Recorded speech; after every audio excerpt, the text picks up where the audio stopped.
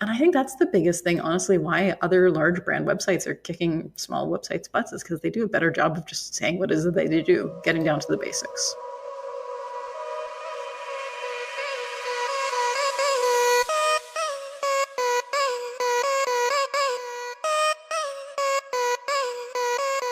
This is Time for Marketing, the marketing podcast that will tell you everything you've missed when you didn't attend the marketing conference.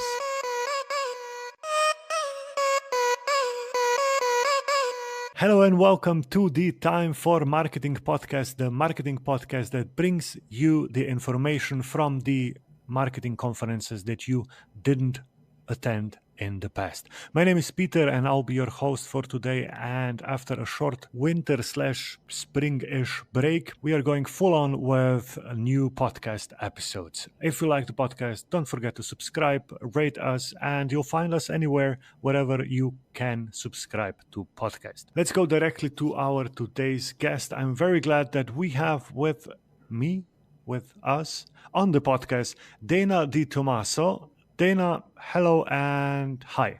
Hi, thanks for having me. Hey, we're very glad to have you here.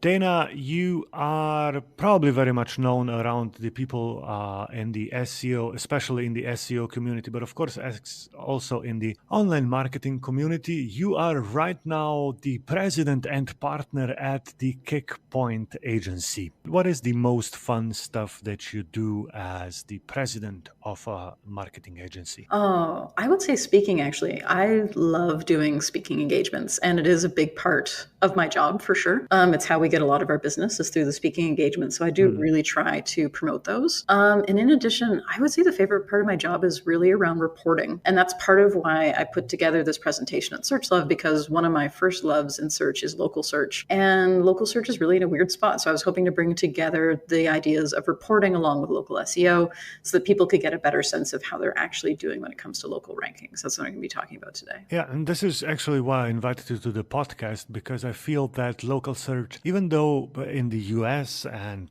obviously in Canada it gets a lot of attention, I feel that in Europe and especially in countries, local is not really that big. So I think that a bit more about that should be said. And let's not forget that the one I really want to mention that you were nominated as the SEO Speaker of the Year of 2018. So I invited you because you had a presentation at SearchLove in San Diego in 2019, this meaning this spring, a couple of months ago. February. Yeah, it was a really nice break to get some palm trees in the middle of our winter.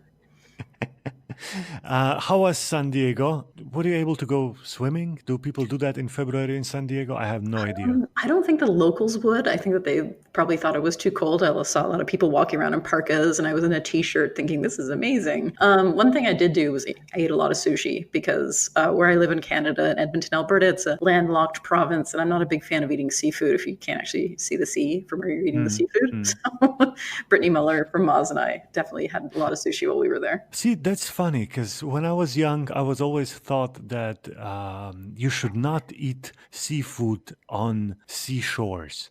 And I have no idea what that was the whole thing that my parents taught me. But we never ate seafood while we were on the seaside in Croatia. But now it's very much different. Maybe my parents had it wrong. I have no idea. All right, local search. You said yourself that you think that people should speak more about local search. I do. And I think the hesitation, honestly, is because the local search product hasn't been great outside of North America.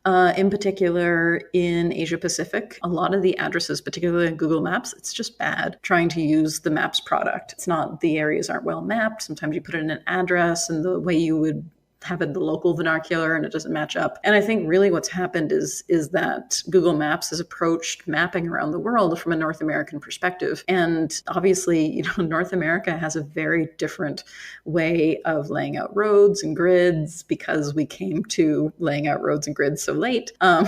We definitely have a very ordered arrangement, which makes a lot of sense to computers. But when you get into areas, like where people have been living for thousands and thousands of years, and this road has been here for a really long time, time and it's been called 18 different things in its life, it's a little bit more difficult to map the roads. And I think honestly that's a big part of the struggle that Google's having with this, and just not really approaching it from a local context, but instead trying to impose North American standards on North American cities. Okay. Before we go into the details, let's first go to your presentation. And as always, I'll give you 5 minutes to sum up your presentation from SearchLove. Here you go. Thanks. So the biggest thing I find with SEO is that it's in a really weird spot right now. The biggest thing that's happening in SEO is that organic click-through rate is decreasing significantly. And Rand Fishkin, SparkToro, formerly of Moz, and JumpShot put together this great data set that showed that lately, let's say desktop click-through rate is about 65% of searches result in a click.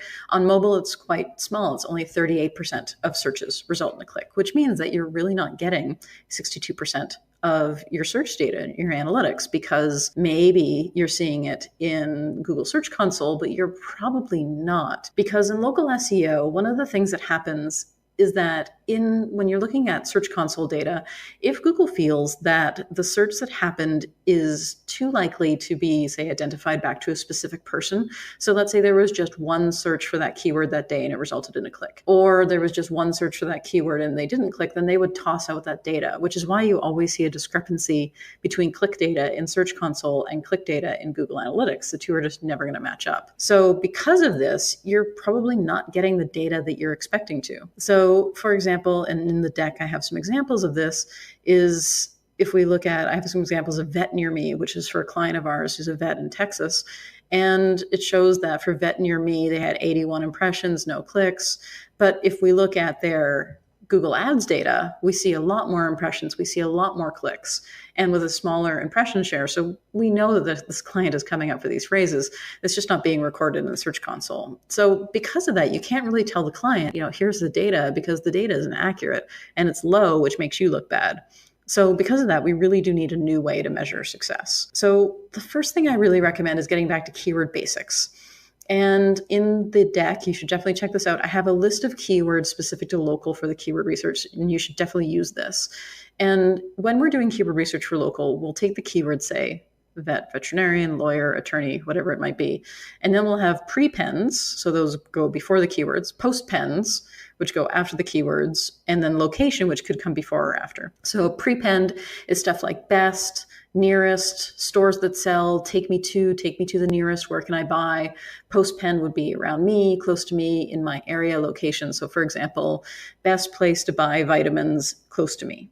Or take me to the nearest vitamin store, for example, and then you might have take me to the nearest vitamin store in Vancouver, for example.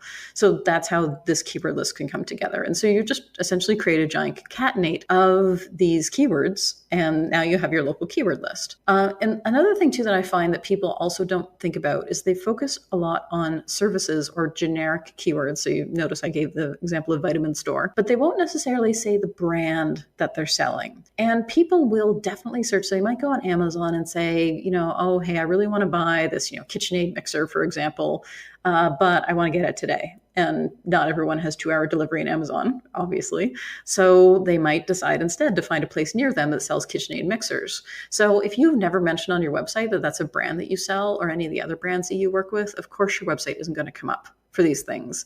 And in that keyword list as well, a lot of those prepends are focused on purchasing and where they can buy specific things. So definitely make sure to include those types of details, because the big brands definitely have them. And if you're a small business and trying to compete in this big brand market, you're going to lose if you're not mentioning the brands that you have. So really basics, like have to say what you do and what you sell. And I can't believe the number of websites I run into where you read what they do and they say, we provide world-class solutions for something, but they never actually say what they do. So just spell it out right on your homepage. This is what we do. There's no need to get fancy. Just say what you do. And I think that's the biggest thing, honestly, why other large brand websites are kicking small websites' butts, is because they do a better job of just saying what it is that they do, getting down to the basics. So the other half of this too is how you ask for reviews also matters. So again, thinking about keywords, making sure that your reviews mention the products that you cover or what you sell. So when you're asking for a review, ask for it in a way that you're going to get a keyword back in your review, because Google will take keywords that are in reviews and use that in the local pack markup. And I have some screenshots of that on slide 24 in the deck. So when you're asking for a review, don't ask for, were you happy with the service your pest control technician provided? Instead, ask, did we eradicate all the termites in your house? Be really specific. And then someone can write, yes, this pest control agency did such a good job of getting rid of the termites. And if somebody searches for termite control near me, then this review is probably going to come up marked up in your client's local pack. That's what you want to see. So the next thing you want to look at is who is ranking now. And I go through 3 different tools, which this is more visual, so I'm not going to cover it too much on the podcast, but I do recommend looking at slides 29 through to, say, 38, in particular, LocalFalcon. And if you only have a small budget for local SEO, LocalFalcon is your best budget choice for doing rank tracking, and it does a great job of showing you visually where your client shows up a pack based on proximity to their location. So it can help you identify weakness in terms of where a competitor might be really strong. And I have a very good example illustrating this on slide 38. Ranking is like, I joke that they're like Schrodinger's rankings. By doing the search, you're ruining the ranking necessarily. So don't put too much stock into rankings. It's more a trend as opposed to an absolute. And then finally, links. People definitely overlook link building in local SEO. One of the things I always recommend is monitoring your local news for opportunities. Or there's a great funeral home here in Edmonton. They're right across from North America's largest fringe festival. If you're not familiar with the Fringe Festival, it's a huge theater festival that happens in lots of cities around the world.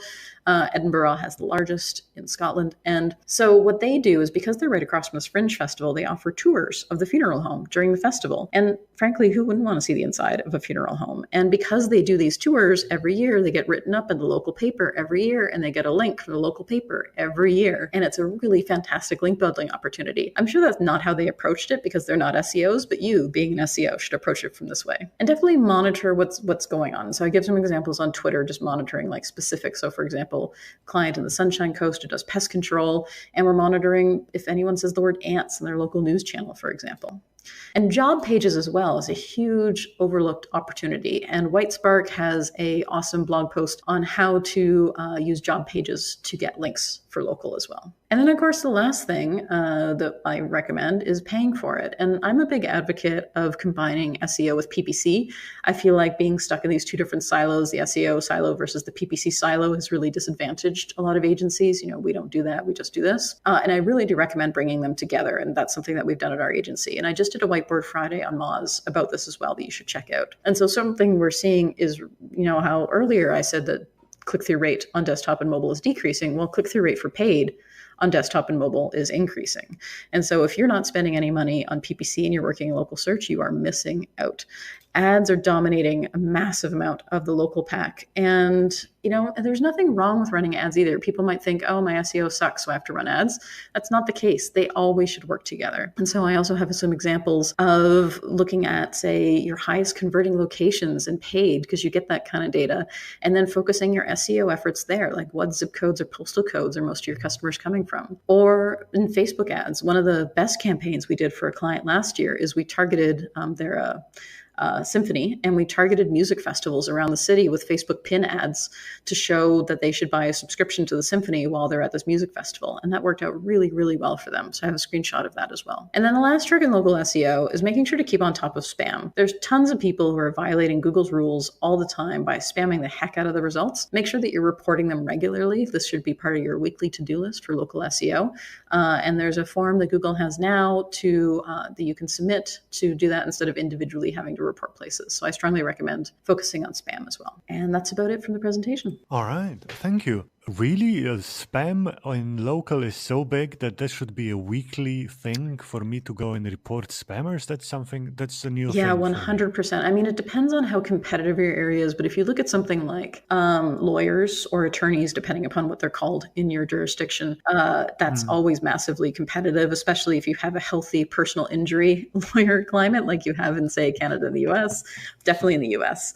Locksmiths are always difficult. Plumbers, like those things where people people have an emergency and they're just willing to call whoever shows up first, that's where spam really does hang out. So if you're working with a client who is more of an emergency on-call service, most people don't call a plumber because everything's good, right?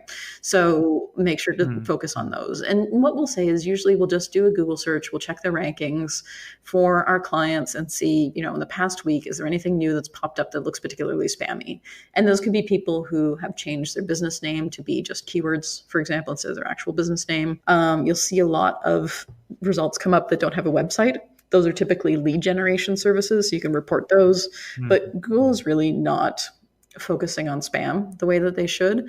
I really feel like we're losing the battle when it comes to spam. And recently in local, there was a survey that went out from Google saying, would you pay for enhanced Google My Business features? So I suspect that they're actually just going to do that and just let spam just happen for the people who don't actually pay for better Google My Business. So that would be unfortunate, but I really think that they need to focus on spam, but to focus on spam, you're not going to make as much money. So they have their shareholders to think of too, I guess. I sort of feel that local should be an opportunity for small brands versus big brands.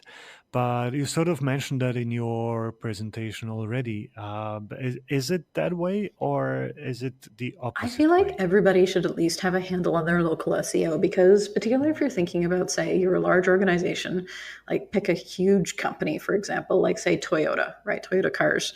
And you have a head office and you're hiring, like just have a Google My Business for your office and make sure you're monitoring it, because what will happen is if you don't have it, someone else could add it and then they could try to manage it for you, for example, right? So just have control over your local listings.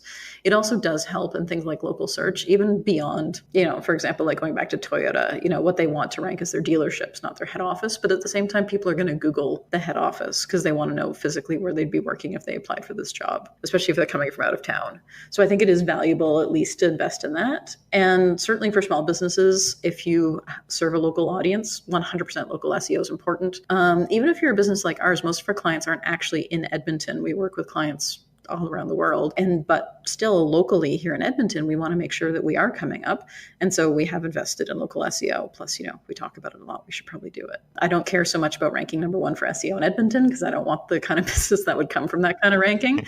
But I certainly do want to come up for, say, digital strategy, for example. And that's something we do come up for. Right. I'll go through your presentation and I'll add the links to the tools that you've mentioned into the show notes. I sort of feel that local SEO is getting more and more important, and because big tools are also adding the location management. For example, I've seen SEMrush adding location management like a month ago or something like that.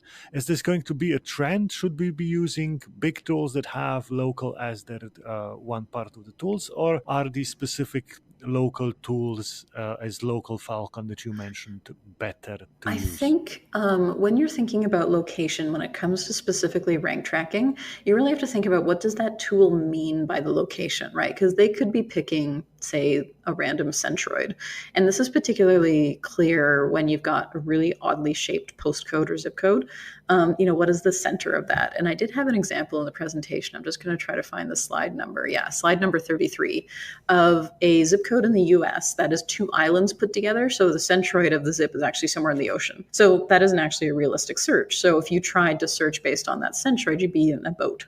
Right. And I think that that's something that you really need to consider when you're thinking about how does this tool actually track the rankings. And honestly, I think that that's the biggest thing to think about is just, where is the actual center of this? And the other thing too to remember is that every search to Google is a local search. And they are always taking your location into account if you've given permission for it to have your location.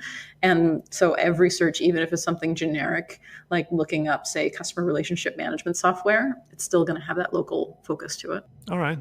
And coming from a small country, I always have to ask those questions. We don't have a lot of local directories or local rating websites because, having more than two of them in Slovenia, a country of 2 million, doesn't really make any sense. But of course, this means that getting mentions in local, national, or in tools that have there are in our language is more or less impossible. Do you feel that just using the international tools is going to help local SEO? Well, monitoring the entrances in those international tools or I not? would say focus locally, but think about things like not the directories per se, but think about things like local sponsorships. So if there's a sports team that you can give money to, for example, or a charity. So let's say, for example, you have a business where you do, say, roofing. Monitoring the news and seeing if there's, say, a women's shelter who needs a new roof, or if there's fundraising, like a who knows, something has a good story, like a orphanage or a pet shelter or something, offer them a new roof, for example, All right. right? And I think that that's where you can really think about local opportunities that aren't the typical I'm going to get a directory listing on this website, but instead showing that you're actually in the area. Because what these spam websites are not doing is they certainly aren't sponsoring sports teams.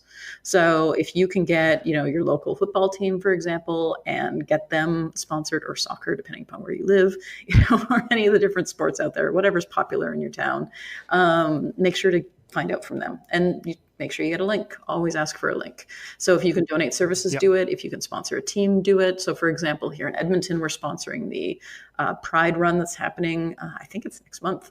And so that's a link for us that shows we're in Edmonton, right? And it shows you're a real live business is doing real live things. All right. Excellent. We're at the end.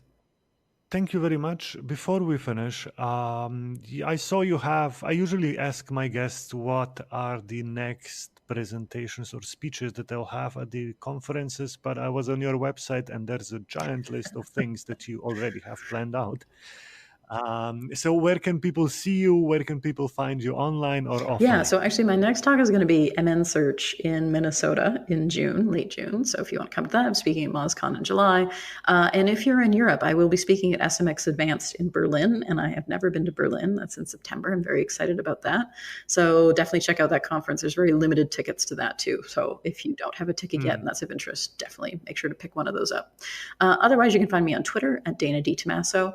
I also recommend Kickpoint. My agency puts out a fantastic newsletter every Friday. We include 3 links that we think are really important for digital marketing. Also, we make fun of some rebrands that happen usually. There's some celebrity news. We have a cute animal. It's just a really nice way to start off your weekend. So I recommend going to kickpoint.ca and signing up for that. You can find it in the footer of the website. All right. Dana, thank you very much for being on the podcast and taking the time to tell us more about local SEO, and hope to see you at one of your presentations at the conference. Thank you so much.